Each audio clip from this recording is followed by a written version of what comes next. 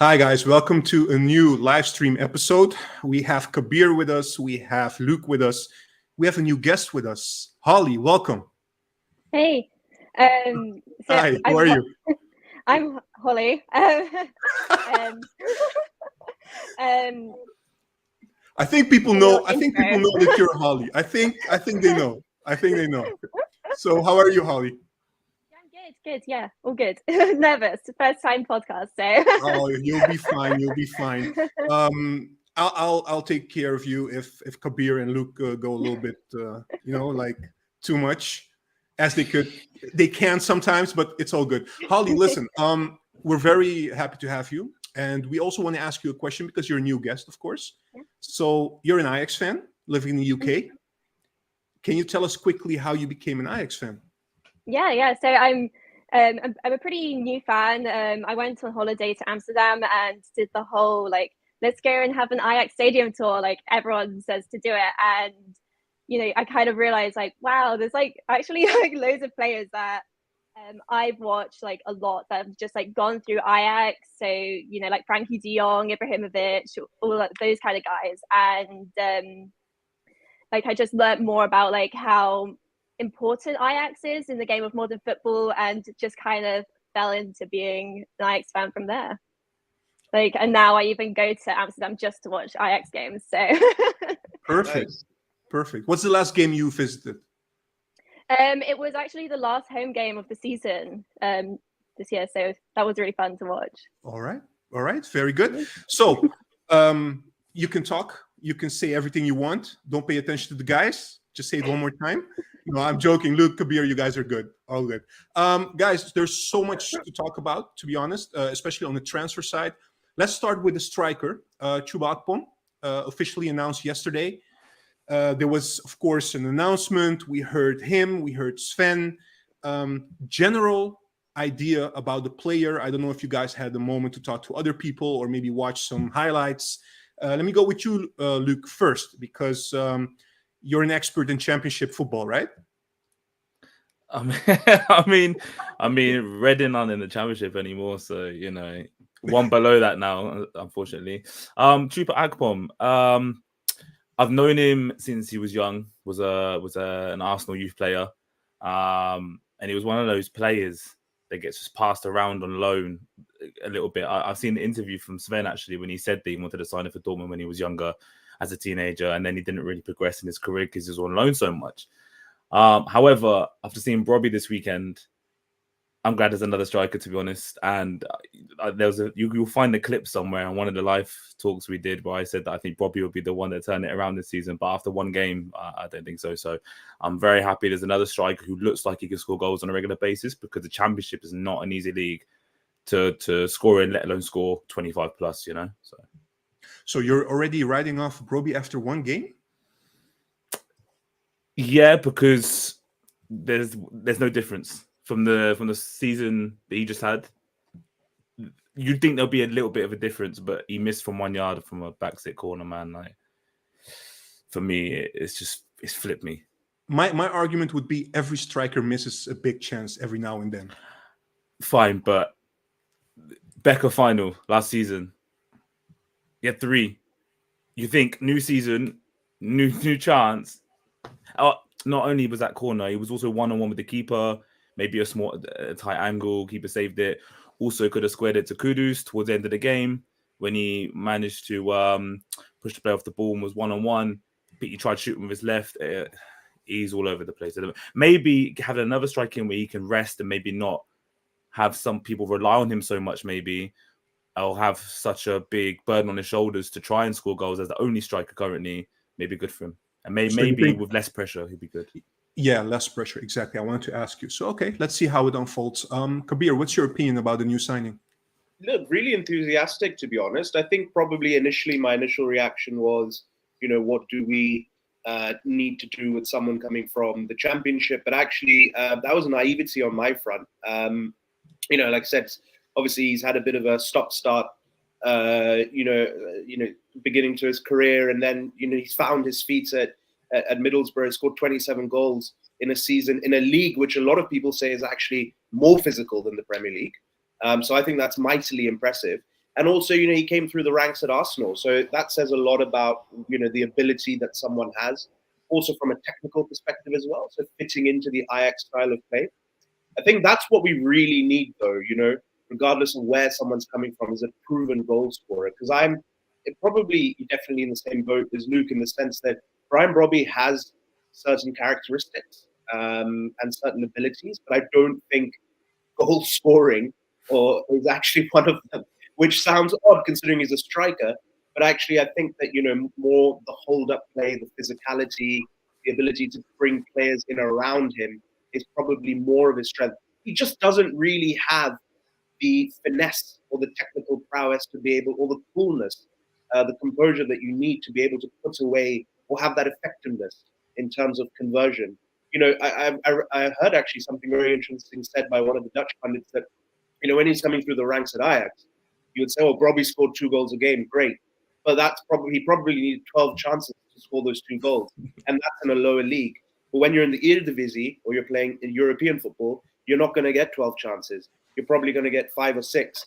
And so, you know, the effectiveness of his goal scoring, I just don't think will be there. So I think it's great that we've got someone on board who's a proven goal scorer, very good age as well, 27, I believe. And someone who's coming from a championship club to a club like Ajax. So there's going to be that even more, that desire to achieve and to do well, because this is his first quote unquote big club.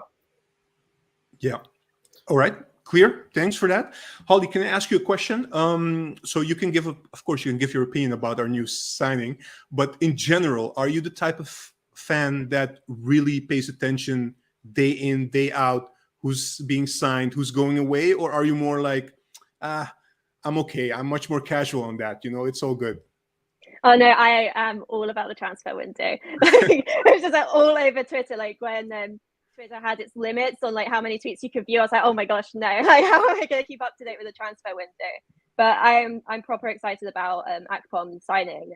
He's a very classy player, and I think he's exactly what we need this season, especially after last season. From all the signings that we've had so far, which one excites you the most? I know it's a difficult question because it's very early still in stages, but what's your feeling in terms of all the signings we've had? I mean, I really do.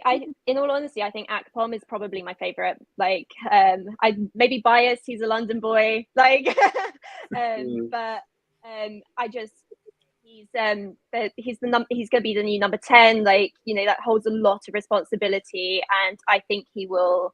Like, he's got that whole striker's instinct about him as well. Like, I really think that he'll bring like a really decent like thing to the club.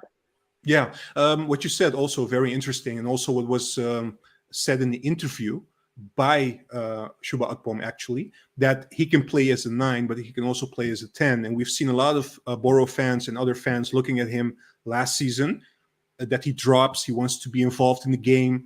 He also said he can go left, he can go right. So he's not that typical striker, you know, like if you compare him with Brobby, which we talked about. So how do you guys see that, like, fitting in? Do you guys think that will be a complication, or you guys think, no, that makes sense considering the players that we have right now? What do you think, Holly? I think it makes sense. Like, he's super flexible. Like, as you said, he can basically play like anywhere at the front. And I think it will like give a little bit more competition. I think, especially for Brobby, like this will be like a really big amount of competition, and probably will push Brobby to play even better. Like, I think Brobby has the talent there. Like, he makes the chances, but he just misses. And I think with having this like little bit of extra competition, it might push him to go that bit further. Yeah. All right. Luke, it's basically what you also said, right? I think you agree with Holly on this one. Yeah. The thing is, with the way that Brobby holds the ball up, it suits a shadow striker type player. You know, Bergkamp, Lippmann, and that type of player. How we always thought that Kudus would be able to do it, and I always believed that he could have been that 10 that will get into the box and finish off chances that Brobby would hold the ball up for, but they never played him there. And Heidegger didn't. So obviously you have that option. I just feel like with Berghuis in the team, it's quite difficult to drop him as well in comparison to dropping Brobby. I think, like, you know, we talk about bringing in a creative 10. you're going to need someone to play those passes to the striker. Robbie's not that type of running behind striker, really. He's a hold-up kind of player, isn't he? Hopefully Akpom can be that player that can run it behind for those passes. If they wanted to go for that shadow striker role, then I'm wondering where Berghuis goes, to be honest. Yeah, because actually you touched upon it already. I have a comment here from, I'm going to call him Max. Sorry for that. Do you think Robbie would be better as a center forward or as a attacking midfielder then? So you're saying Robbie for you is a center forward. You don't see him playing as a 10, maybe dropping as well? It depends what Stein wants to do with the team. For example, if you had the wingers want to cut inside and be creative wingers, then you can afford to have your 10 as a second striker. The way Overmars used to with Bergkamp or Littman getting into the box and things like that. But if you want Bergwijn and Kudus or Forbes or whoever's playing right wing to come inside as forwards, then you need a 10 that's more creative. Do you understand? You can have a hold up player with someone running behind as a shadow striker and a 10, like a second striker. If you've got wingers that are creating, someone needs to create, and it can't just be Van der Bomen creating in midfield himself. All right.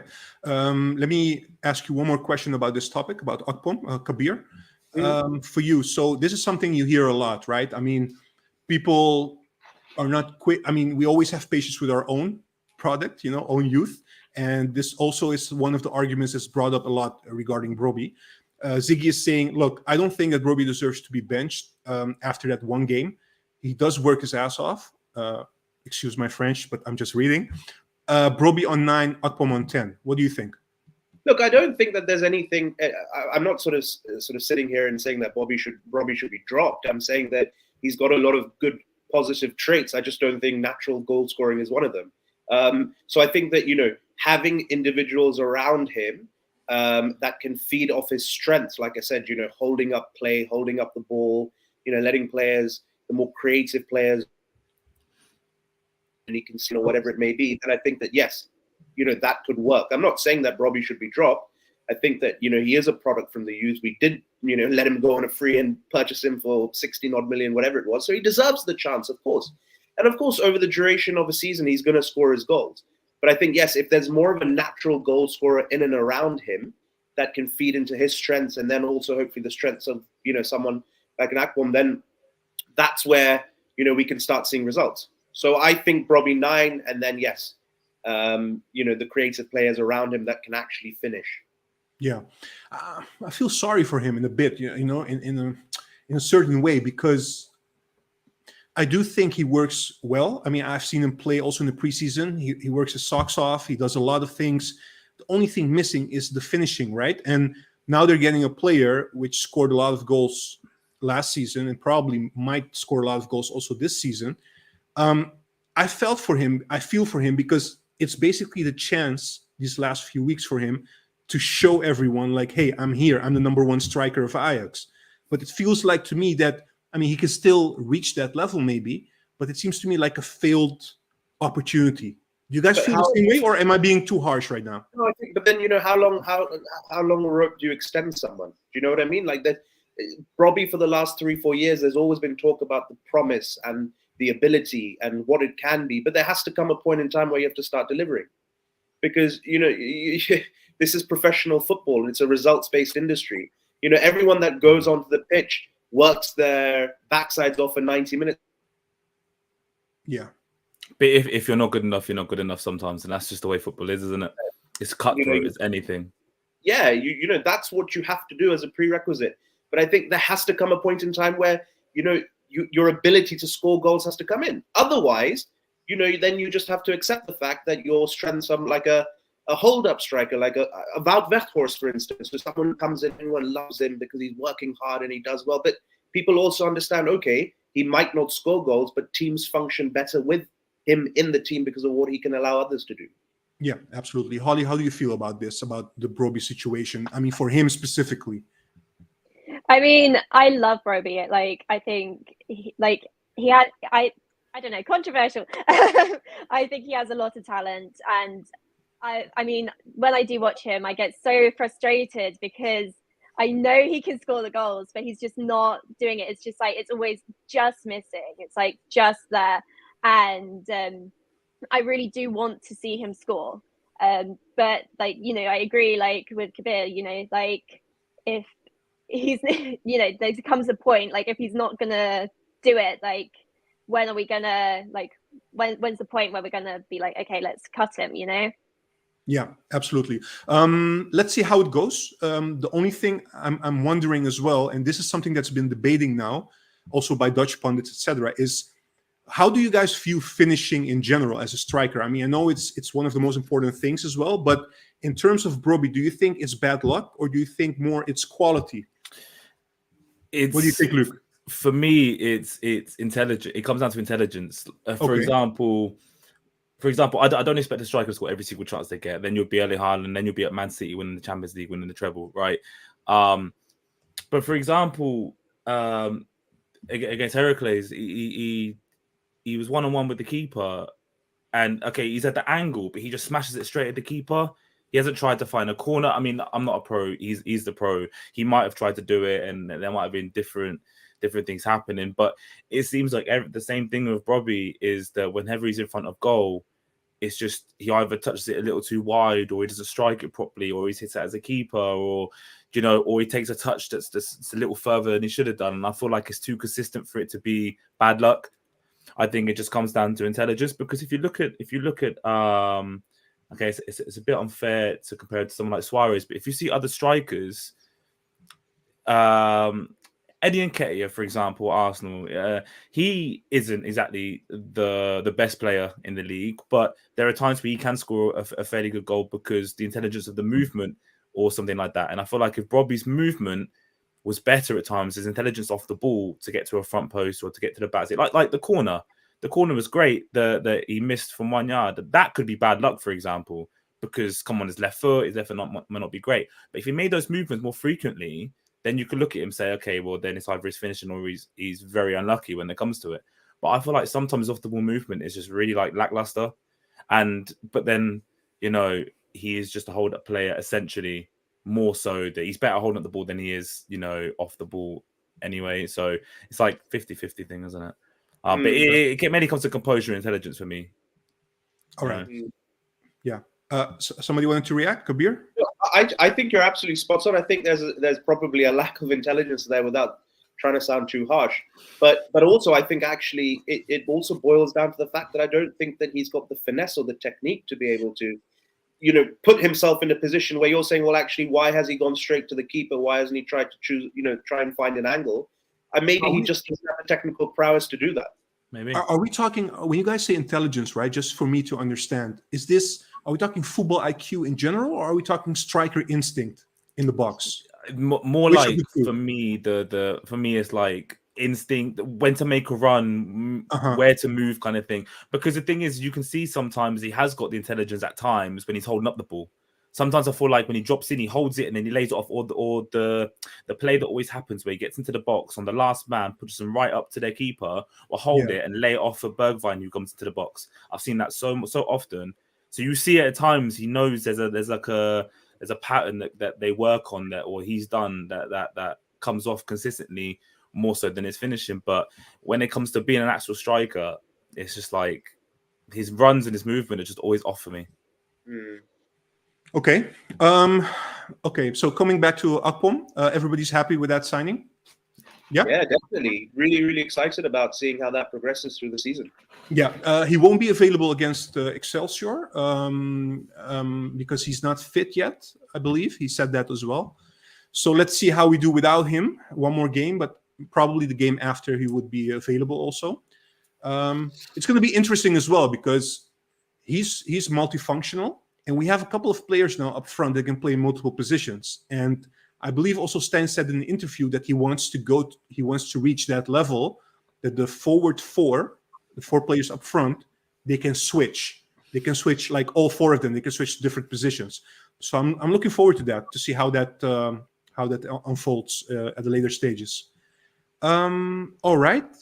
Let's move to the game that was played on Saturday, Heracles. Just quickly, your thoughts on the game, takeaways for you, and also maybe touching upon the goalkeeper situation, Holly. I was so happy with this game. I loved how attacking we were. I felt like that's absolutely what we needed. Like I really felt like, you know, we had a bit of like the Ajax magic back into the game. I was just overall just like really happy with everyone. Like Van der Bomen, like set pieces I thought were incredible. Like, and the longer range passing, we didn't have that in toolkit last season. And I mean, I'm not really the biggest fan of like long range football and stuff, but I think having it there just like gives us something a little bit extra. But I thought it was an absolute class game. Perfect. And what do you think of unfortunate, of course, for Rulli? Do you? I mean, it was explained later on by Stein why Gorter was subbed in instead of our new signing, the German goalkeeper, Mai. But for you, going into the Excelsior game, and this is something we will touch upon as well, would you stick with Gorter or would you change the goalkeeper? What do you think? I'll definitely stick. I watched a couple of like comps of like our new signing and a bit scared. The ball just bounces off of him too much for my liking, and so not so sure about that. Okay, so in Gorter we trust then. Yeah. For you. All right, perfect. Luke, what's your view on the game and also on the goalkeeper situation? I thought the game was very good. It's what we needed. We needed a dominant win per se. I was really happy with Van der Bomen, as we have been all preseason. He's just continuously just shown what he can do consistently, and that's what we need in the middle is consistency. You know, because Davy Klaassen can score all the 1-0s he wants, but he doesn't do it enough on the ball to show any real reason why he should be in the team. For example, Medic, I was really happy with. I feel like we look better with a big 6'4", 6'5" figure at the back. His goal was incredible. And he was even shocked. I see there's a celebration after where Bobby's just got his hands on his head, like, what has just happened? Like, centre back, first goal, just 35 yards. As much as I love to bag on Bergwijn, I was really happy with his performance. I felt like, I don't know, I hope this is like a... What? Sorry. I hope this is a change for him because I would love for him to succeed, but I have such a low, like, affection for him because of how poorly he did end up like after the first few games of the season last season. And his goal was really good, the first one. I felt like he wasn't just doing that stupid get the ball and shoot thing. If he did, it was a couple of times. I don't think he did it nearly as often as he would have done. And I think that's because Van der Bomen and Dehirovic were on the ball a lot more. And Kudus was just Kudus, to be honest. So those were the key things for me. I was very impressed with those performances. We've really, it's a shame, but I think because the plan was for Gorter to go back on loan, right? Yeah. Yes. Yeah, just stick with that, but obviously don't loan him. Just have him as a number 2. I think you just start Ramai, yeah, because in the friendly, I feel like he didn't do anything wrong.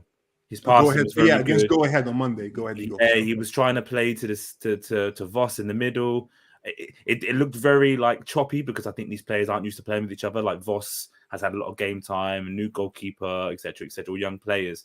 But he looked very confident trying to pass between the lines, and that's something that obviously we have with Rulli, and something we need is to everyone to be able to play with the ball at their feet and be comfortable with it. So I think if your plan was to have him as a number 2, Ramad, then you keep him, then you start him even, and then you just have Gorter there just as a number 2 until Rulli comes back, I guess.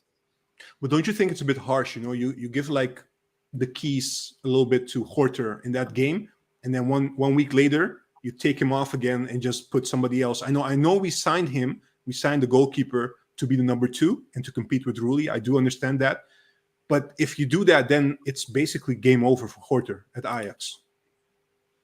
And if something would happen and he has to come in, what would that mean? I mean, is it good for his confidence to do that? You know what I'm trying to say? Yeah, absolutely. But it's like the Bobby thing. You can be a young player. You can come through and you can really work hard and stuff. But if you're not good enough, you're not good enough. And I just don't think Gorter's good enough, to be honest. They wouldn't if he was good enough, would they have signed another goalkeeper? Okay. All right, clear. Kabir, your take quickly on Heracles and also the key takeaways plus the goalkeeper. Are you Gorter in or are you Gorter out for Excelsior on Saturday?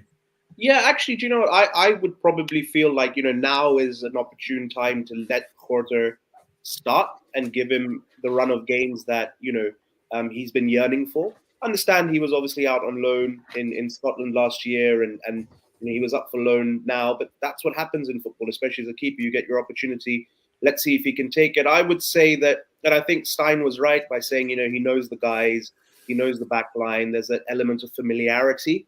And I think that familiarity in football, especially between defenders and keepers, can breed confidence. Yep. So I think that that's probably something that he should stay. And let's see how he gets on.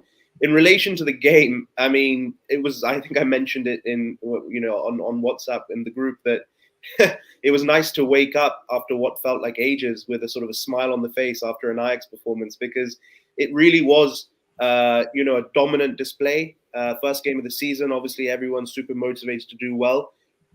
Very encouraging to see that all the new signings did exceedingly well. I thought obviously with Branco there as a front runner in terms of performance, the drive, the responsibility that he took, his ability to seemingly hit a ball wherever he wants it to go, set pieces, the physicality, Medic, even Tahirovic on and off the ball, I thought was excellent.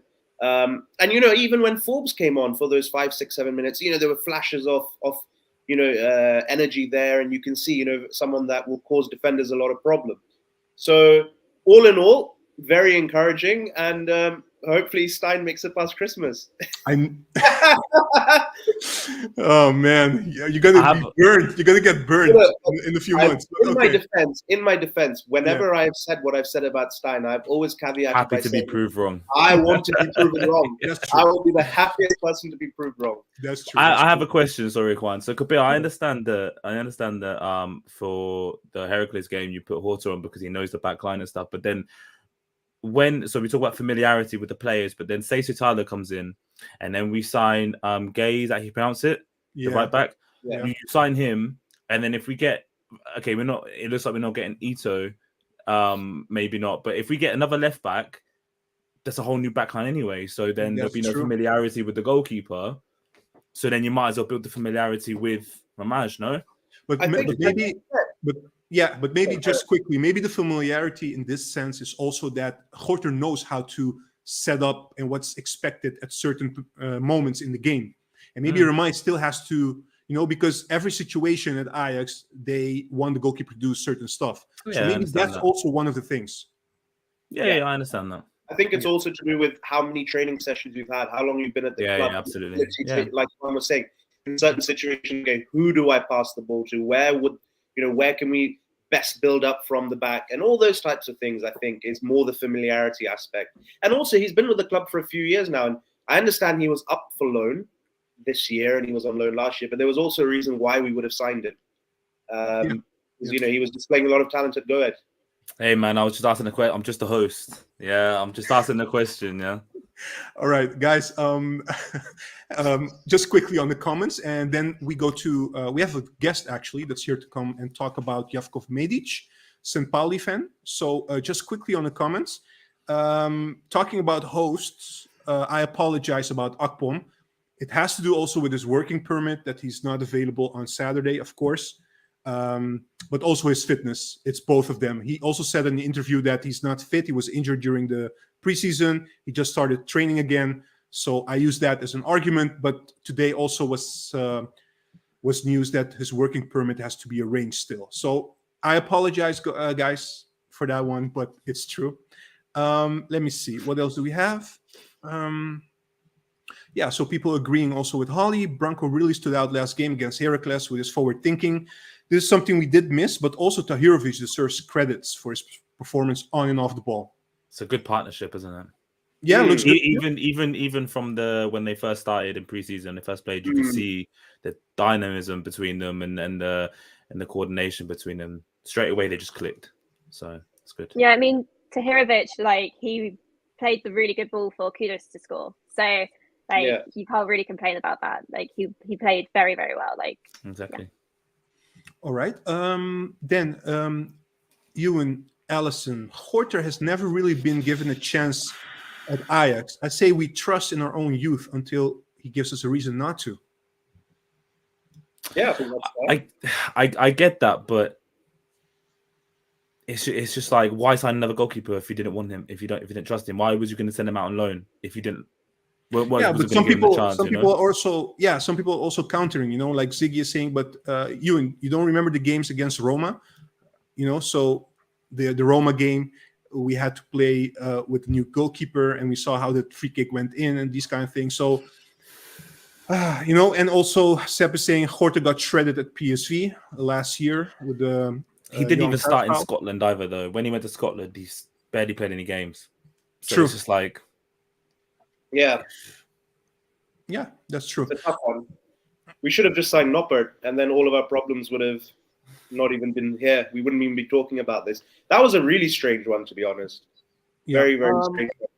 We have just in news from Yadorenko, who's also joining the chat. First offer on Kudus is 42 million euros from West Ham.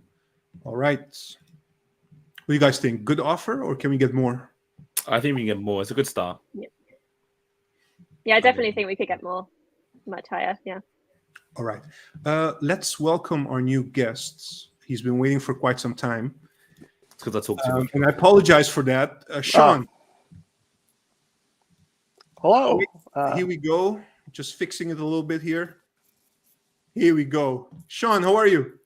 I'm good. Thanks for having me on to talk about Yakov Medic. So just for our viewers, Shawn, all the way Canada, St. Pauli fan from Canada. Nice. Yeah. I'm How does that work? Canada. Explain that to us a little bit. Oh, well, okay. So you want the whole origin story? The brief summary. Okay. I used to be a Liverpool supporter. And when the Spice Boys generation kind of fell off, I didn't feel kinship with the side. Everyone loved this guy, Steven Gerrard, and I remember him as a youth player. And I didn't click with the team anymore, and I was really missing football. But just it felt weird to go back to Liverpool. So I remember a Subside Sports catalog once upon a time that came across that had a whole page like dedicated to this weird club with two crests called St. Pauli, and they had a skull and a crossbones, and it's like, maybe I should look into them. Maybe and they were the team that I was meant to be supporting the entire time. They really they found a part in my soul, and so don't believe Eric Cantona. You can switch clubs. Nice. When was this, Shawn? Around what time are we talking about? That I first saw or heard about St. Pauli, or when I started supporting them? Supporting, yes. It would have been 14, 15, just the end of that season. And then I declared to my girlfriend, now my wife, this is my club. This is where I was always meant to be. And here's the deal with St. Pauli. And she's like, oh, okay. Because she was a United supporter. And they had just brought Jose Mourinho on board. And she's like, nope, that's a line I can't cross. He's the enemy. He will always be the enemy. Tell me more. And before you knew it, we were watching games. And one day I plunked down my iPad and said, this is Fell in Love with a Girl, an FC St. Pauli podcast, 7,000 kilometers removed. And we started recording a podcast, and we're entering our 8th season now. Amazing. Wow, nice. Amazing. So let me get this straight. You watch all St. Pauli games? Yeah, I mean, we tend to we watch all of the league matches. Depending on what's happening with the DFB Pokal, we'll check in the later rounds. St. Pauli has a bad habit of dropping out early against very light opposition, but they've passed the first round, so it'll start getting pretty interesting pretty quickly. Yeah, but the top competition in Germany is serious stuff. It's not that easy to, to win against even teams that are below, like a lower league and these kind of things. From my experience, when I see the results and everything. I mean, it's a cliche, right? It's the magic of the cup. But last year we beat a full like star squad for Borussia Dortmund. Sorry, the previous year, which was a shock result, and then we lost out against Union Berlin. Jakov Medic will be part of that discussion. Okay. Yeah. All right, let's jump in. Look, Okay. everybody wants to know a little bit more about Jakov Medic, our new signing, who had an incredible debut on Saturday. That goal, I don't think you saw that goal. Did you see that? It was a stunner, absolute screamer. Yeah. Did you know he had it? Did you know he had it in him to do something yeah, like absolutely. that? Yeah. Okay. He so in his youth career, he played as a striker and developed as a striker, and then for whatever reason moved to the back line. So he's really got that attacking mentality, even though he's on the back line. So I mean, last season he was, I think, in our top 5 scorers, and now that partially we weren't generating a lot of goals, but it does speak to Yakov's ability to be in the right spot at the right time in front of the net. Obviously, he's like 193, 94 centimeters, depending on what source you're using, if you're asking him or asking Transfermarkt. So he's obviously like a big presence for set pieces and corner kicks. And he has the size to make space for himself. And in that regards too, he creates space for others because he's obviously the tall bloke at the back who you really have to keep an eye on.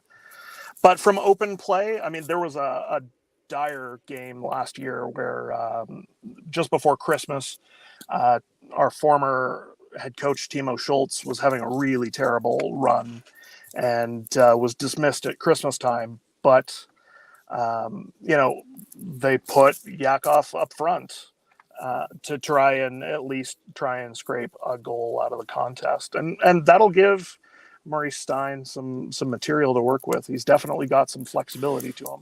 He's an interesting and complicated player. Like, he does have some downsides, but I mean, he's a really good defender, a big lad, and I think he's going to do well for you.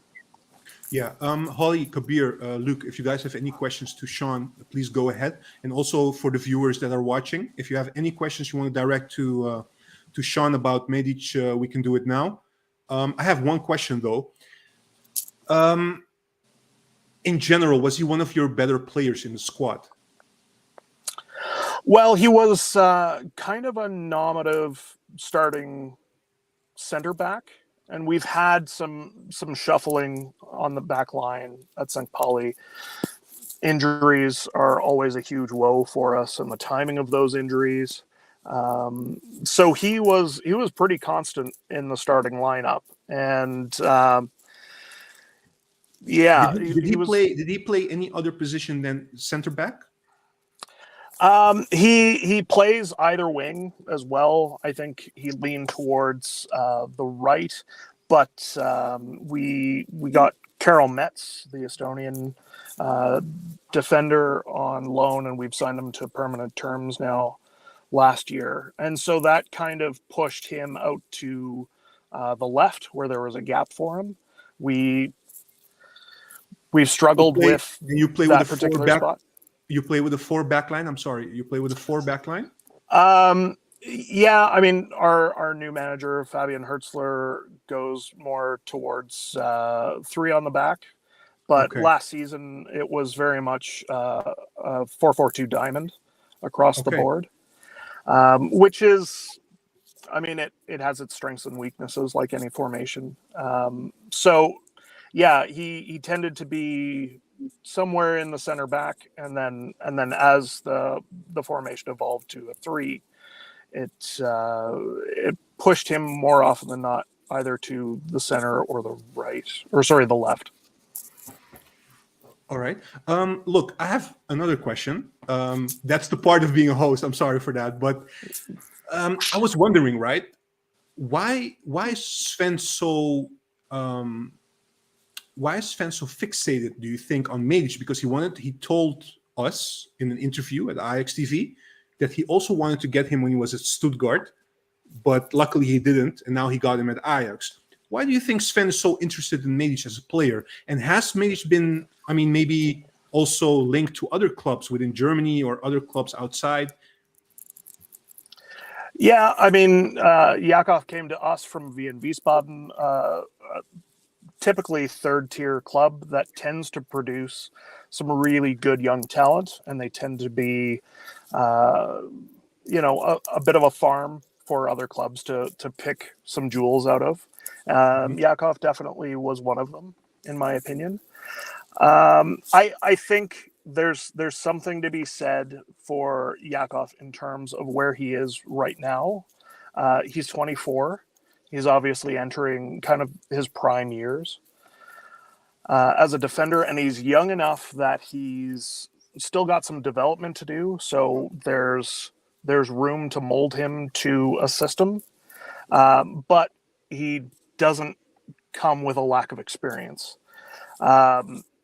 So I think he's a really intriguing player. He's obviously very talented. There's some issues, but yeah, I mean, I think Ajax is going to be a great place for him. Last year, as you mentioned, he basically negotiated himself a position at Stuttgart, which would have been a step up from the Zweite Bundesliga to the top flight. And he's certainly an ambitious player in that regard. And our sporting director, Andreas Bornemann, basically said, we'll sell you when we're ready to sell you. Maybe stay in your swim lane for now. So that was the big link last season. And I think Bornemann just understands that if we're going to get any sort of money for him, then now is the time. Okay. Rather than let him go at the end of the season for nothing. All right. We have a question for you from one of our viewers. Christian is asking question to our guest. Do you think Medic has the quality to become a big defender in Europe and also for the Croatian national team? What do you think? Did we lost him? We lost him. He doesn't want to answer the question. Yeah, maybe he'll come back later. Okay, so we can just move on. I know he's. What timing? Juan gets his questions in, and then it's like. Yeah, maybe he'll join in a bit, and I'll add him again to the stream. Sorry, guys. Quickly before we move on. I saw one of our viewers asking a question about he hasn't seen Sahbi for a while, whether he left weTalk Ajax. I can't pull it up. I forgot. He's just a host. That. I'm sorry? He's just a host. No. Sahbi is not a host. No, Sahbi did not leave weTalk Ajax, so you will see him soon enough. And he will back on the channel for the season, and we'll talk as well about Ajax. So don't worry, guys. And also Ajax. People are asking where Ajax is. As you guys know, he's not a regular anymore, but he will join hopefully soon as well. Okay, so guys, question to you. We have a viewer here who's asking, so guys, listen, I just tuned in. Are you guys a little bit confused about Forbes? We bought him, but I mean, we have Bergwijn, he's the captain, he plays on the left wing, and we have Gods, who's a super talent behind him. I just wish we have spent that money on a left back instead. Do you guys understand Lolsorkon saying that, or you guys are like, nah, I do understand that buy? What do you think, Holly? I mean, I kind of understand the comment. I mean, I really do think we need to focus on our defenders a bit more. But Forbes when he's had a few minutes in the last game, it was a very exciting. He was very fast, very sharp, like really on the ball. So, even though it's a bit like, we should have probably been spending our money elsewhere, I think it was a good buy. Kabir?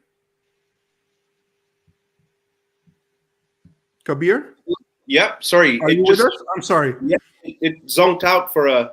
Okay, sorry. The question about Forbes. Lolsorkon asked the question. I don't know if you caught that question, or should I pull it up again?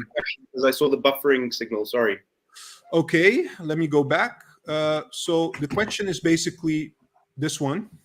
Yeah. Yeah, got it.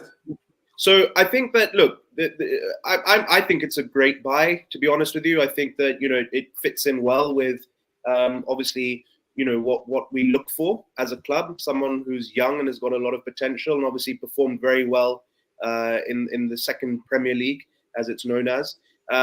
Look, I think it makes sense. Yes, of course, we can permit this buy, provided we also get people in the back. If it's, well, we bought this and we can't get anything at the back, then I'd say, okay, that's a bit strange. But so that's fine because we are targeting people for the back. But, Bergwijn didn't necessarily have that great a season last year. There's talks about Kudus leaving. Is he going to stay? Is he going to go? So I think that, yeah, it makes complete and total sense to have someone young and with a lot of scope to grow and with tons of potential. All right. Luke, thoughts on this one? For me, I feel like it's an investment. It was an investment because I remember saying on the last time I was on here that they've spent 70 million on a player who was available, by the way. So like they just went out and thought, oh, let's just try and buy him. They were willing to sell. He's obviously very talented. But then it's an investment for us to get to Champions League and then we could sell with the buyback clause. If he gets us there, he's done his job. Hopefully he could do more. But I also feel like they knew that Kudus was going to leave at some point. So they've tried to bring another player that maybe is different to Chico because Kushenshal's final third product is lacking, isn't it? So how do you feel in general about spending so much money on a player? And let's assume for a minute that he's a very good player, okay? And he will show it to us. So no argument there. But his best position basically is the position that we have our captain and probably the player that will play every game on the left wing position. So how do you feel about that? Because now you're seeing him being converted a little bit and shifted to the right wing position. He's left-footed, so maybe maybe they will just have him cut inside. The thing is, against Go Ahead, he played right wing and he was cutting inside. He looked very dangerous when he was getting into the box and then trying to cut quickly on the left foot to get a shot off. He didn't get. I don't think he got any off, but he was very sharp to do it. And I think you can have him and Bergwijn playing in the same team. I don't think you sign a play. If you could play left, but you could play right wing. I don't see. It's a left back, right back. It's just a different foot. In my opinion, it's football, isn't it? If you're a pro footballer, you should be able to play left wing and but right wing. We saw last season, Tadic, Bergwijn, everybody going to the right side. That was like last season was just everything went wrong, right? But in prior seasons, you saw Tadic be able to do all of it. Right at the start of the season, Tadic was playing right wing, wasn't he? Yeah, against Groningen, I think he played right wing, maybe. Start of the season after Anthony left. I'm sure he had a stint against right wing for a bit. It wasn't Groningen. It wasn't Groningen, but okay. So you're saying last season is just not, you can't really judge much. You can, but like in terms of Taj not playing well left wing, everyone was just like. But with Forbes, I feel like he's one of those players you could put him anywhere and he'll be dangerous. So right wingers will be dangerous, very quick, wants to run at his man, and that's something that I thought to myself, and I think I might have pointed out about last season, was that whenever Tadic played on the left wing and we had Kushenshaw on right wing or even Bergwijn, it was so imbalanced because Tadic doesn't want to run at his man, but the other winger wants to run at his man. You either have both who want to run at their men and beat them, or they're both playmaking type players. You can't have one. I just think you can have one or the other because there's no balance. I think with Bergwijn on one side and Forbes on the other, there's a lot of balance, and I think it'd be good. And I think he'll start ahead of Chico. I don't see Chico's getting a lot of game time at the moment. Yeah, he's injured now. That's what Stan said, at least. Exactly. So, but I think they plan to sign Forbes. Well, I mean, I think they planned for Kudus to leave, and then they signed Forbes to come and play and start in that position. You don't spend 17 million for a bench player when you're in the position Ajax are in financially, to be honest. Okay. So Shawn is back. Let's try it again. Quickly. One moment. Just let me do this again. No, it's this one. All right. Shawn, you're back. Sorry about that. My phone overheated. Apparently, during a heat wave, you can't do the 2020 podcasting from your car thing. Sorry about that. Don't worry. I'm going to pull up. We had 2 questions for you still. So if you can answer those, that would be great. Yeah, so here we go. The first question was from Christian. question to our guest: do you think Mendic has the quality to become a big defender in Europe and also for the Croatian national team? What's your view on that? I think so. He's got a ton of upside. Like I said, his tactical versatility is a huge plus in his column. His age at 24, he's got a long career ahead of him, and no real history of injuries. So, I mean, yeah, I think the possibility is there for sure, both for the national side and on the club side of things as well, for sure. Okay, great. Ziggy has also a question for you. What's his weakest points in your opinion? Well, this is the fun part of the discussion. We can wax poetic all day about, you know, how good he is as a defender, but there's a couple of things that we do have to worry about, I think, moving forward. One of them is let's talk about loyalty for a second. It was a big negative for me when he had basically engineered a move to Stuttgart without talking to the club first. So I think you've signed him until 2028. Depending on how things go at Ajax, I'd be really, really surprised if he makes to the end of his contract. I think just being as ambitious as he is. Yeah, wait. Just coming back to what you said, can you elaborate a little bit more on that Stuttgart thing? So basically, what we were talking about earlier is he had come to personal terms with VfB Stuttgart without getting the permission of the club to move forward with that, and basically put the club in a position where he was trying to force a sale because he's very young and he's very ambitious, and I think it chafes his ego a little bit to be stuck in the Zweite Bundesliga in Germany, which, I mean, if you've ever watched it, it is probably one of the most exciting and level-fielded divisions on the planet, if you ask me. But that doesn't get eyes on you if you're young and ambitious and looking to move up. Yeah. Okay. So yeah, I think Ajax will be his stepping stone to the next big thing, and that's saying something because Ajax is such a massive club with a storied history. Yeah, was he in a situation? I'm like thinking right now. Was he in a situation at St. Pauli that he was benched for a longer period, or was he always a starter? Because the reason I'm asking you this is because, well, in the minds of a lot of fans, he's a backup center defender because we want to go for our primary target, who is another Croatian, basically, Sutalo. And we also have one of our youngsters who's a very huge talent who's playing left center back, who is Hato. So he comes like as a backup. Do you think he will be okay with that? Because you're saying he's very ambitious. So how would he go about that role, in your opinion? I think now that he's come to terms with the club, he's signed. Now the fight begins in his head of fighting for that starting spot, and competition is massive when it comes to side selection. So I think you're going to see the best of him on the training pitch and on those opportunities where he gets subbed in late game, or due to an injury he comes on as a starter. He's going to make the most of those opportunities because he's always looking for the next big step up. Yeah. Okay. Were there other weak points in your view? One of the things, he has a tendency to not do well on the big occasions. He scored an own goal during the Hamburg derby against HSV, which was a fairly one-sided affair. Which is ironic because he is very quick to blame and yell at his teammates for making mistakes of their own. I'm thinking of a couple of years ago when there was an incident. Adam Jigawa, one of our depth backs, scored an own goal, and Yakov gave him no end of stick for a mistake. Then goes on to make a mistake on a very large stage, and a similar thing with his performance against Union Berlin.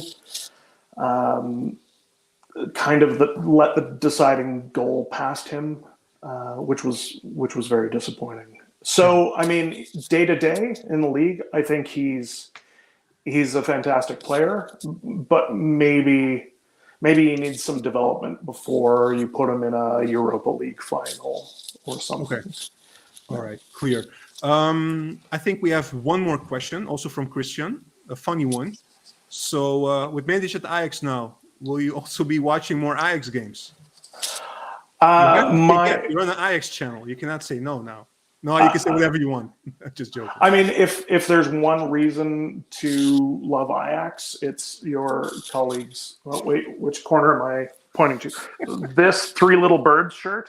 No. The Three Little Birds shirt is an absolute classic, and I wish I had that in my my kit locker, and I don't. But I mean, I'm so laser focused on St. Pauli. Honestly, I'll check in. I always tend to keep an eye on alumni and where they are now. Yeah. So yeah, I'll be checking in on Yaka from time to time. It'll be interesting. But I think for €3 million, I think this is a deal that both clubs can walk away pretty happy from. St. Pauli is always strapped for cash, so a little extra money in the war chest. And for a player who was determined to leave the club anyways, I think we both walk away happy from this one. Yeah. One more thing. There's one comment here which is literally translated from Dutch. So when somebody is not very agile and he has to turn, we say he turns like a truck. Is this a little bit?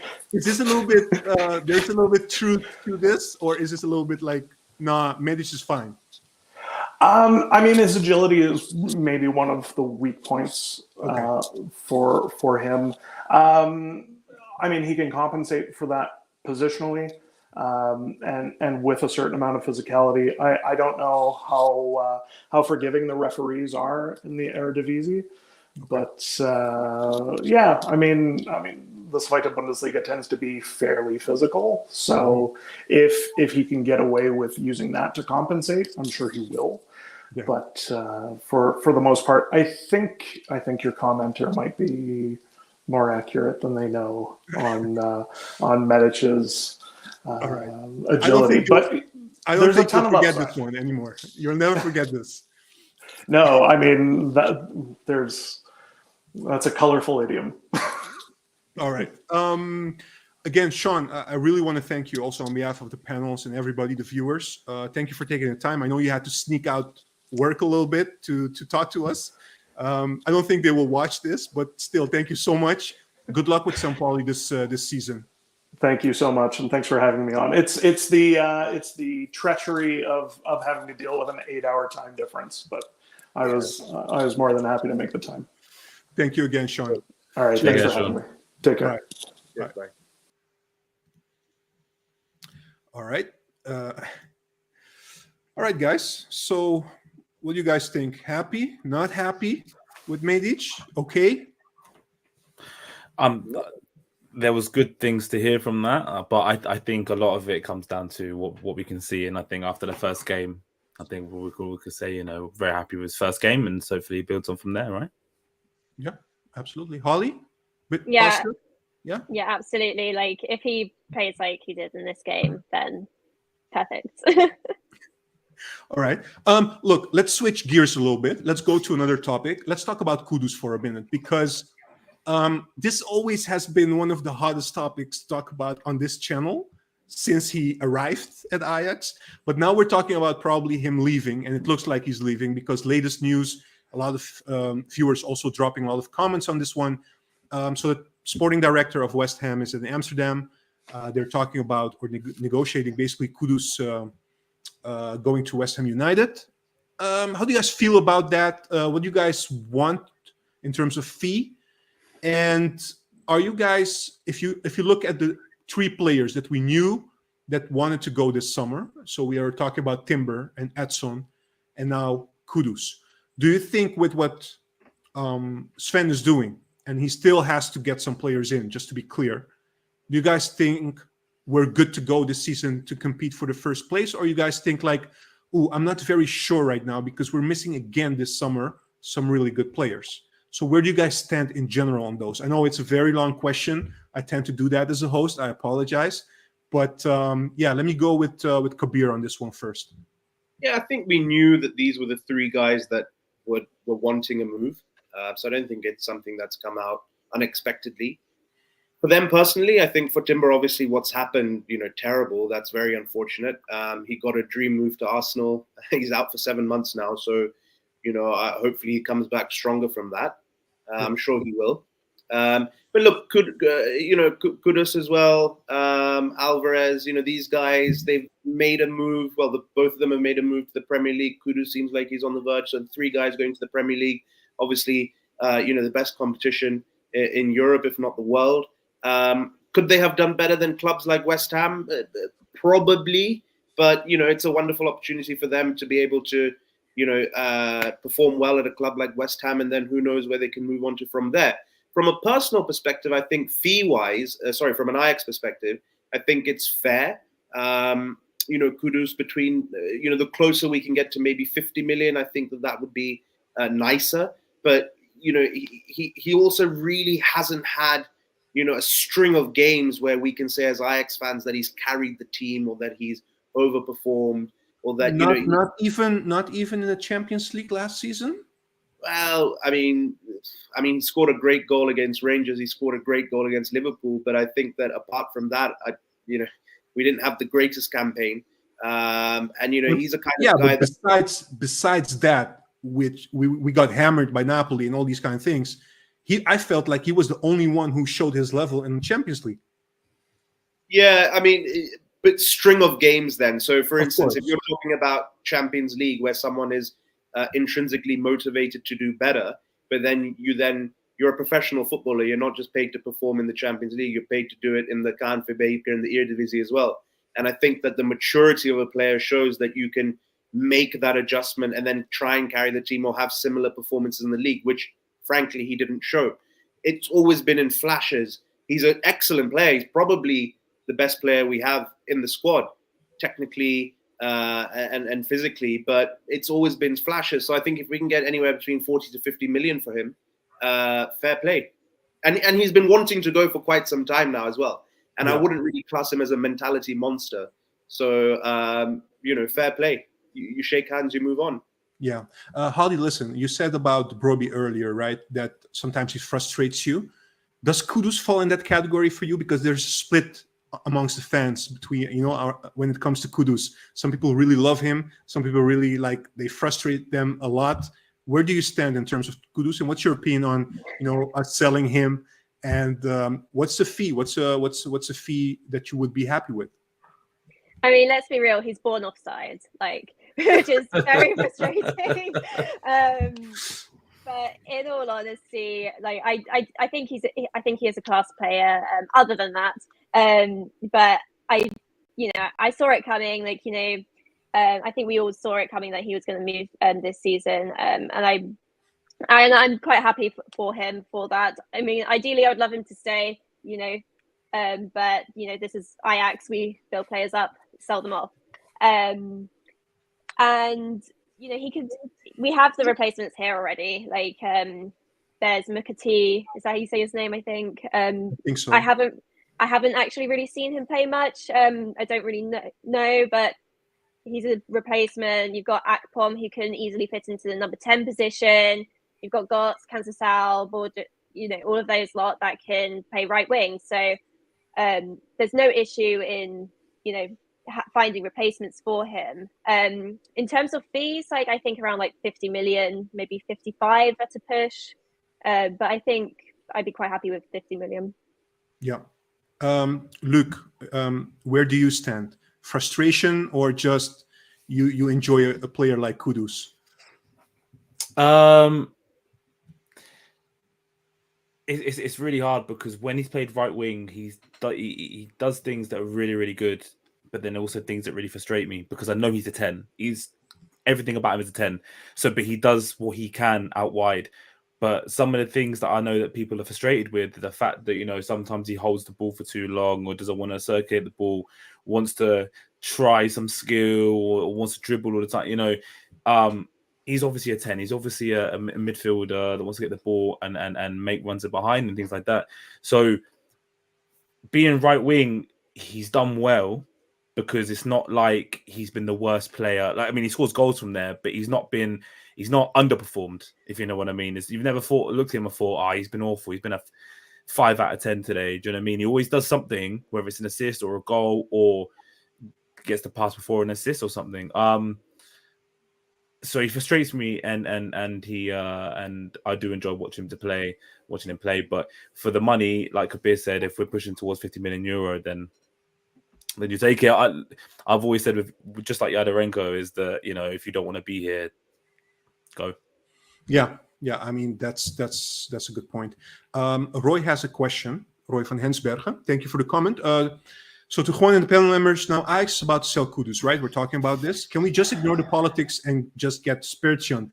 To be fair, we never touched upon this before on the channel we talked about Spirition, but we never talked about the reasons why probably we're not going to sign him. Where do you guys stand without going too much political? I want to exclude that to the argument, but you cannot fully exclude that from the argument because that's basically one of the arguments that we're not getting him. So what do you think? Do you understand that it's a little bit sensitive to get him? Or are you of the opinion look, we should only focus on the football stuff, and if Ajax wants to get him pure on his merits in terms of football, we should. So just quickly on this one, Holly, what do you think? I don't really have too much of an opinion. I do think politics does have quite a big role to play. So yeah, it's a sensitive thing, and unfortunately, politics is a thing. So yeah, I understand. Kabir? Yeah, it's a tough one because obviously, do you want to deny? What if the player wants to leave Russia? Then is it are you saying, well, actually, players can't leave Russia because it's not the right thing to do. It's immoral to do business with Russian clubs. I think that, it's a fine balance, to be honest, because I get the argument that you're indirectly, funding individuals that might have close tie to politicians in Russia.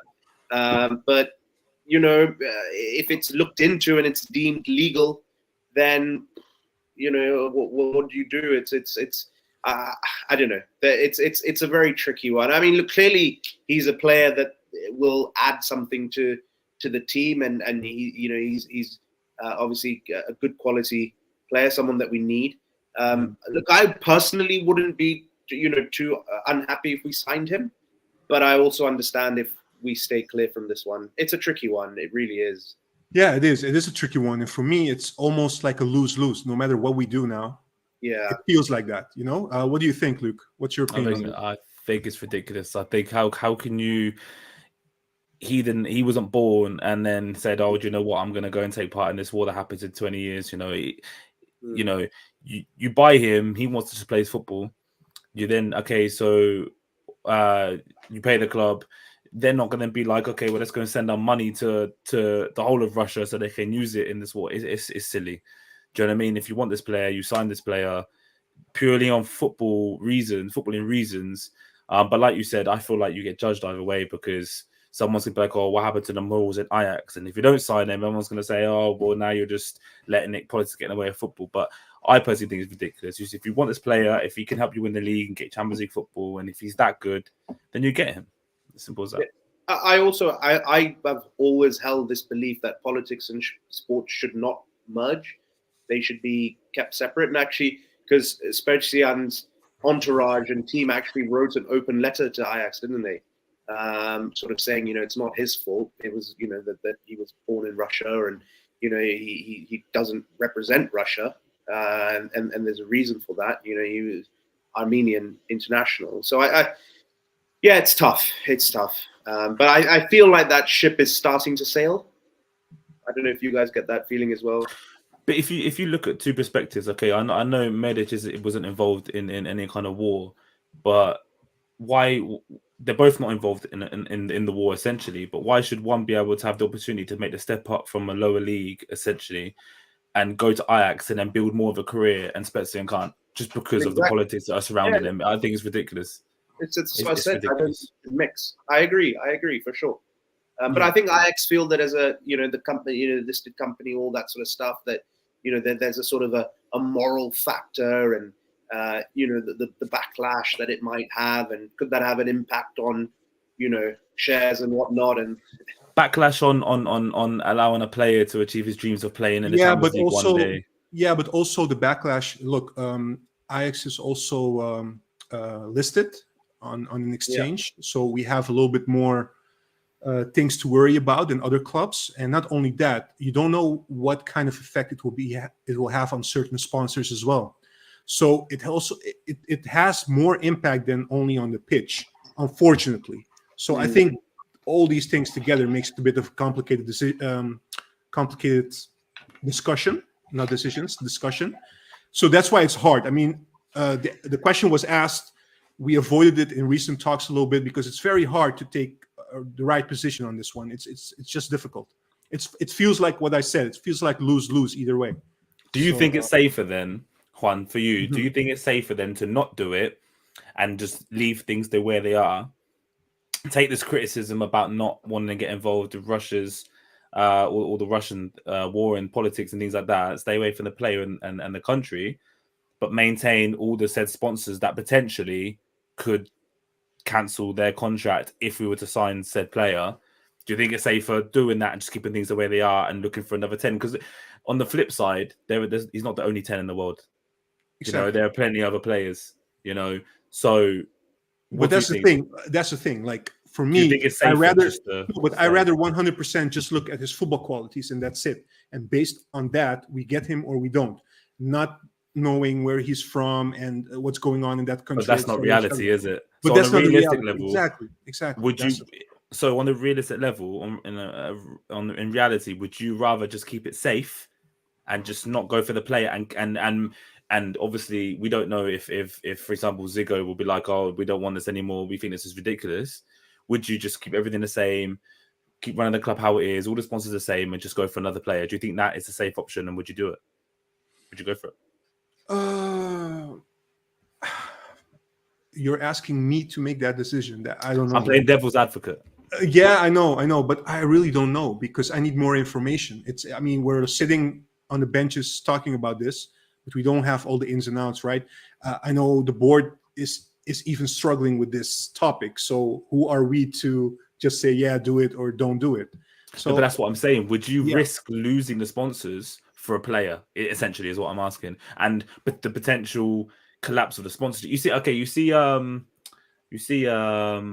someone was it Chelsea? One of their sponsors pulled out or something like that a while ago.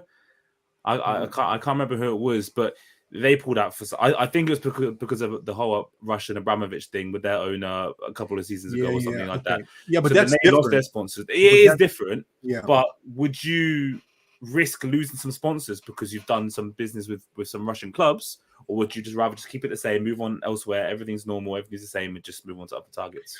The leading thing for me would be: are you following all the procedures that are legal, as Kabir also said? Are you following the procedures and legalities and all these kind of things? And everything you've done is checked out, And if you really believe that's the player you need, and you've done everything you can to exclude the fact that indirectly you're sponsoring Russia or whatever, I think you're good to go. To be honest, but it's not how things work in real life because. We live in a world where perception is so important, Absolutely. So that's the problem. Everyone will have a problem. There'll be at least one person will have an issue with everything that gets done. So I think the way to summarize this is: you're damned if you do, you're damned if you don't. Exactly. All right. Okay, guys. Moving away from this topic. Let me go through the comments quickly, and then we'll touch upon the right back position as well, because I believe also some people ask about this.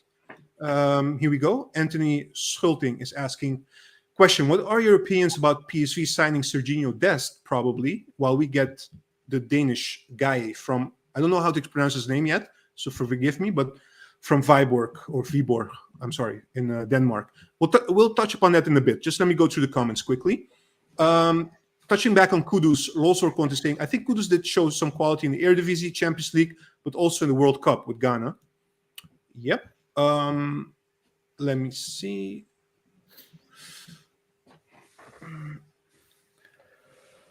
Yeah, some people are not happy with spending probably more than 20 million on the replacement for Kudus, who's being mentioned.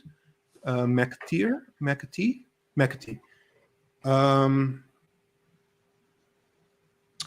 Ziggy is saying, listen, 50 million is a real bargain, knowing the 48-hour deadline is already over. So about that, so there was news about Ajax giving Kudus 48 hours to reach an agreement with Brighton.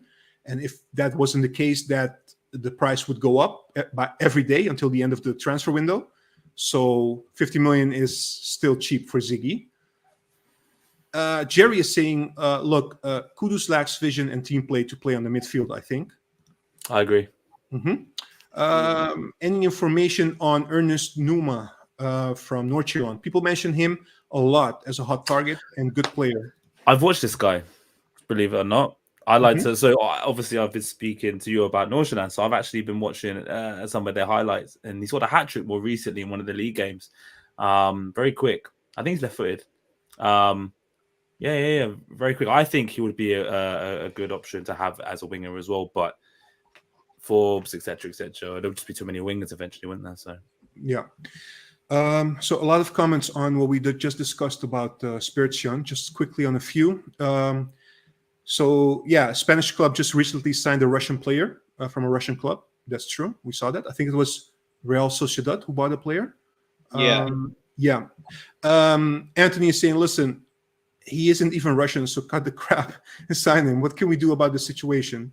Millennium was saying Gustil was bought from Spartak Moscow to PSV.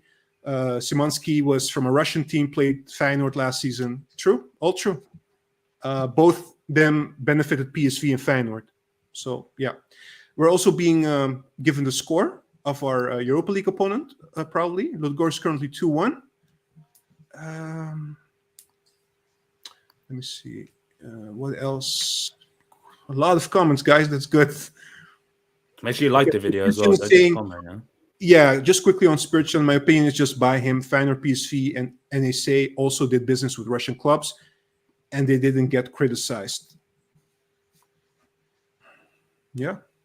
There's no more to be said because we'll just go around in circles with it, won't we? So Exactly. That's true. Yeah. All right, guys, about the right back position. So, funny enough, Serginho Dest now being linked with PSV, and we're almost done. We're almost signing. It's pretty much done. Medical was done today, according to media outlet, and we have a new Danish right back. And let me go with Luke first, because last time we spoke, you were promoting him on this channel. So I guess you're smiling now. You are smiling. So tell us, how happy are you? Over the moon, because it means that Sanchez is just, he could just leave. He could just go away. Yeah, probably he's going on loan to Porto. Yeah. News. Yeah. Because, you know, from what I mean, I don't watch Viborg at all, but like I said before, the highlights I've seen, he's very forward thinking, wants to play forward passes, good accuracy with his crosses. And it just means that we're going to have some product from right back, because, I mean, last season, Vindal, Wrench, there was just nothing from the wings, was there? It was always, you know, trying to come from Tadic, it did come from Tadic mostly. So it gives a different dynamic. It just means that if Forbes is out wide, or Kudus, should he stay, for example, out wide, it means that a cross can come from the right back, not just coming from the wingers or trying to come from Van der Bomen or Tahirovic every time. So I'm just happy that there's a bit more quality, hopefully, in that position. Not necessarily, you know, it could be anyone. If they signed any right back that was good, that could offer a good outlet, then I'll be happy with it. But I'm just happy that we're signing a right back. So. Yeah, by the way, you're getting a compliment here. Lolsorkont, Luke, really great panel, legit. All right. By the way, also Millennium saying Sanchez in Porto will be a huge success, believe me. Actually, I also have that feeling, but okay. Anyways, I don't think he's a success at Ajax. That's more complicated. Holly, what do you think? Dest to PSV, Gaaei to Ajax. Are you happy with that? Yeah, I mean, Gaaei, like, I think I've watched a couple of comps of him, and he looks really, really comfortable on the ball. Like, he seems really composed in like one-on-one defense. Like, he's really proactive. He just seems like a overall just like pretty much what we need. Like, just a great replacement for Sanchez. Because I felt like that transfer was a mistake with Sanchez, and I just think whatever transfer we have or whatever loan or deal, just let's make it happen, cut our losses. I think, decent player, but not right for Ajax. Yeah, exactly. I think a lot of people just agree with you on this one. There's no argument about Sanchez, whether he fits Ajax or not. Do you think when we get Gaaei, do you think he just goes straight in as number one on the right back position? Or do you think he has to compete and just earn his stripes and show he's better than Ranch first? I think every player has to earn their stripes. I think he needs to, have a couple of like minutes in the game, just earn his position there. Like, make no one think that he doesn't deserve it. Considering his age, do you think also maybe they will try him out a little bit playing at young Ajax first? Potentially, yeah. Like, he's quite young, isn't he? Like 20. Yeah, he's 20. Yeah, he's 20. So, and that would be good. Like more minutes, more practice, increasing fitness. Get that more of that Ajax DNA in him. Yep. Okay. Sorry, Juan, if I'm not mistaken, was Sanchez not signed as like some kind of thing to keep Alvarez at the club a couple of years ago because it's one of his friends or something? Yeah, that was last summer. But that's what people are saying, but we don't know. We don't have confirmation of that, whether that's true, yes or no. It feels to me last season, last summer, we just bought players left and right. Yeah, I'm sorry? I could believe it if he was signed for just to keep Alvarez happy to have another friend around, because every time I've seen him play, I've not seen any really redeeming quality. Okay, he's okay defensively in compared to his attacking prowess, but he's very quick. That's about it. But I mean, I've seen him play. I can believe that he might have been signed just to keep Alvarez a bit more happy for another year or so. So. Yeah, Kabir, what's your overall take on the right back position? So I guess there's no argument Sanchez leaving, but then it comes to Gaaei and Ranch on the right back position. Yeah, look, I think that it's been a problem area for the team for a little while. Dest is an interesting one because when you watch Dest play, you think the guy has got bundles of talent, incredible ability on the ball. A typical kid that grew up on the inner city streets of Amsterdam that can skin past anyone, can do seemingly anything he wants with the ball, but he just hasn't really been able to make it. Maybe lacks tactical discipline and whatnot, but, if he goes to PSV, good luck to him. I think Gaaei, from what I've seen, looks like he's very comfortable on the ball, always looks like he's looking for a solution, thinking ahead, moving forward, as opposed to passing sideways or passing backwards. So I think that that's something that is very encouraging. Seems like he can also, be defensively solid, which is great. But I think what's quite encouraging for us as Ajax fans is that he's always seemingly looking to find the solution with his head up, ball at his feet, looking to sort of ensure that the play is remaining fluid and going towards, the end of the goal that we'd like it to go to. All right. Cool. I think we touched upon most of the subjects that we wanted to talk about today. Just going quickly on the comments, if there are any questions, you guys can react to that if you want. Just let me know. And then we'll round off this podcast live stream session. So you don't have one fan, Luke. You have two fans now. So agreed, Luke is great. Are we going to talk about Progressivo saying? Are we going to talk about Ito today? I guess he's not going to join. I would prefer Tagliafico transfers. Yeah. I'm disappointed. I really like the Japanese national team, and some of the Japanese players that are playing in European clubs tend to do really well. One just went to Liverpool. Endo, I think he's Japanese, if I'm not mistaken. They show real good work ethic and determination, a good sense of teamwork, and they understand what it is to be part of a good team. And then to play left centre back and left back, I think it would have added. I mean, it's not 100% not happening, but it would be a really good signing for us, because the difficult thing is most of the time when you watch young Ajax, when we talk about physicality in a player, you develop at different ages, right? And for example, Hato has developed incredibly physically for a 17-year-old. But is it wise to have a 17-year-old play 38 games plus Europa League, etc., right? 34. Yeah, 34. Do you know what I mean? But then plus include, Exactly. Premier League 38. Games, yeah. But so many games pushing 40 potentially for a 17-year-old on the body is a bit like. So I would have liked Ito to come in to play. You could play left back, play centre back, so you can move around some bits. You can, everyone can cover. Wrench can play left back if he had to. Could play centre back, so it would allow a lot more flexibility. If he were to sign Tagliafico, as much as I love Nico, he's a left back. Do you know what I mean? So it's a little bit less of a flexibility. And I'm sure he probably would have done a job. If you asked Nico to go centre back, he probably would have done it. He was that type of player.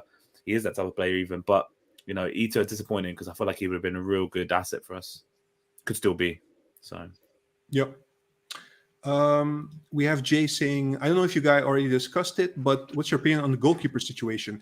Jay, you have to look back. You have to watch the stream back. We did touch upon it. So whenever you have time, just go back and see what we had to say about that. Roy is saying, van Hensberg is saying, are there any updates on Nico and Ito? So basically Ito is going to be difficult because Mavropanos is leaving, which means Stuttgart is less inclined to sell their best players. They can ask a lot of money, and we don't have a lot of money, so that will be a bit more complicated. And regarding Nico, a little bit also has to do with money. They don't really want to sell him, and they're asking for a lot of money, which I don't think we're going to pay for Nico to come back, which is a shame. I mean, I think everybody was, when the news came that there's an opportunity. Actually, Ajax is looking, or they are interested in Nico Tagliafico, but realistically, it's going to be difficult. So, yeah, that's it. I think it's salary, isn't it, as well? A little bit. Yeah, exactly. Salary as well. Correct. Mm-hmm.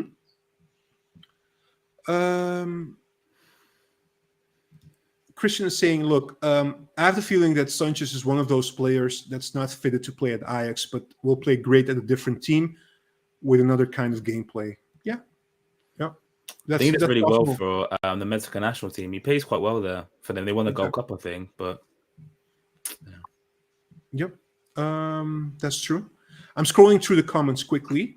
All right, quick prediction on the Excelsior away game from Christian. What do you guys think? I'm going 3-1 Ajax. Holly? 4-1 Ajax. Kabir? I'm going 2-1 Ajax. 1-2. 2-1. Juan? No. I'm just the host. I'm not gonna do that. Just quickly. No, I think that's it. Yeah, I think that's it for now. Official. Yeah, Durenko say official guy announced by Ajax. Oh, that's great. Okay. So we'll have a look at that in a bit. Perfect. Like the whole 4-week process has just taken place in this 1.5 hours that we've had here. Yeah, we have to wait. I believe Dinamo Zagreb still has to play on Saturday, I believe. So hopefully after that we can get Sutalo in, and then things are shaping up, So yeah, guys, I hope you guys enjoyed the stream. Holly, thank you so much for joining. Was it okay? Was it doable? Yeah, amazing. All right, perfect. I think the viewers enjoyed the stream as well. Guys, hope we win on Saturday, of course, and we'll be back next week. And we're also trying to get maybe more feedback on Akpom from fans, and also maybe Gaaei. I have to now also call people in Denmark and ask them for their opinions. So let's see how it goes. Thank you so much. Have a nice evening. Panels, thank you as well. Cheers, guys. Take care. Cheers.